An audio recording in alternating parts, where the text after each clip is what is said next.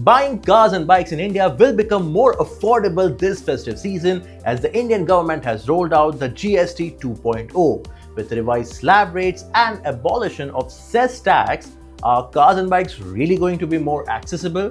Let's find out through the course of this video. You're watching Car and Bike, I'm Bilal, but before we go ahead, do consider subscribing to the Car and Bike YouTube channel if you haven't already and hit the bell icon as well so that you can be notified every time we bring out a new and informative video such as this one.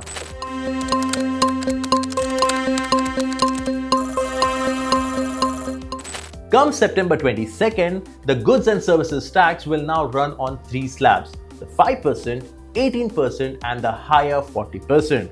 Gone is the 28% slab and the older compensation cess.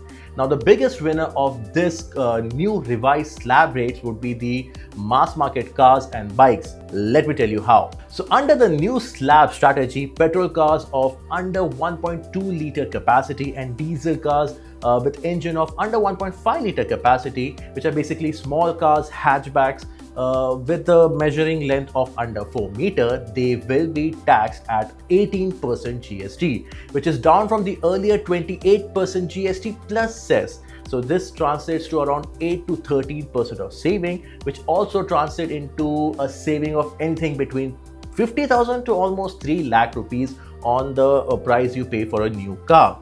That depends on the make and model. So most cars from the Maruti lineup like the WagonR, Baleno, Swift, Dzire or even the Hyundai Venue, Exter, Mahindra 3XO, Tata Punch, Ultros, Nexon, Renault Kiger or even the Honda Amaze and the likes will get more affordable. And the diesel cars in India with a smaller 1.5 liter engine will also benefit. So cars like the Kia Sonet and the Tata Nexon will be more affordable. As for the two-wheelers, those with the engine capacity of less than 350cc will also be categorized under this 18% slab. So mass market high sellers such as the Honda Shine, Hero Splendor, Apaches and Pulsars or even the Royal Enfields under 350cc such as the Meteor, the Classic, the Hunter lineup, they will also become more affordable. But anything about 350cc such as the 411 Himalayan or even the 400cc lineup of Triumph, KTMs and other 500 to 1000cc liter class bikes, they will definitely get more expensive at 40% slab.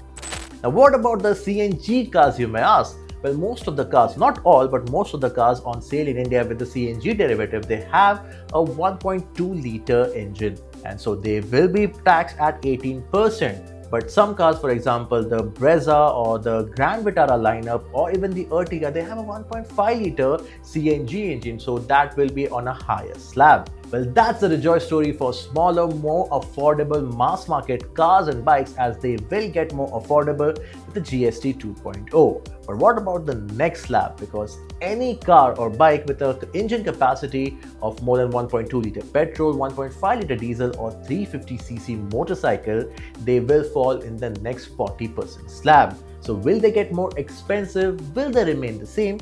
What's the catch over here? Well, let me put this thing in a way that will be easier for you to understand.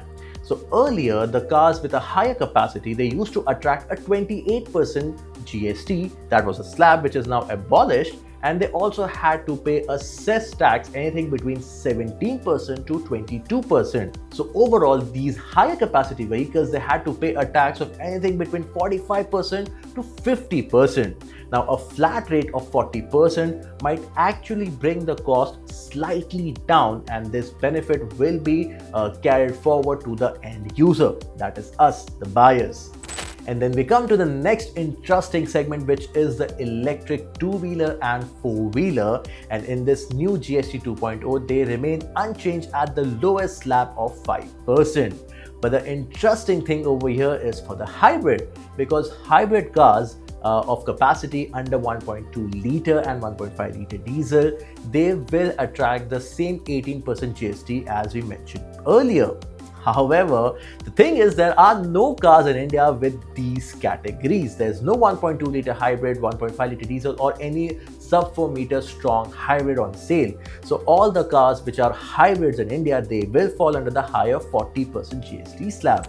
More interestingly, government has also announced that the fuel cell vehicles and or the hydrogen cell vehicles which are yet to come in India, they will still attract the 5% GST, which means they are future ready.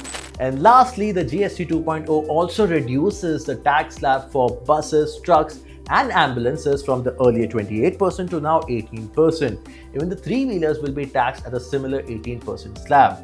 More importantly, the spare parts, they will be taxed at flat 18% from now on. And that's the GST 2.0 for you and everything that you need to know about it. Now, economists, they suggest that with this new reformation, the GDP would increase by around 1%. Now, the tax revenue for the government, it will take slight hit, but that will definitely be compensated by the increase in volume with the more affordable cars and bikes. Now, with the upcoming festive season and the year end, we will definitely see an increase in the car sales and bike sales, especially in the mass market, more affordable segment.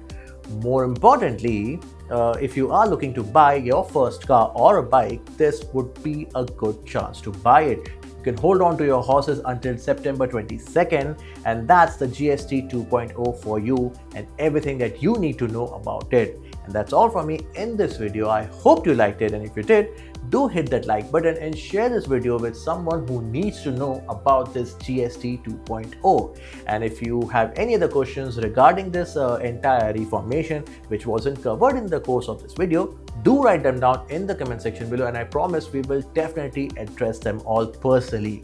And that's all from me in this video. This is Bilal signing off. Until next time.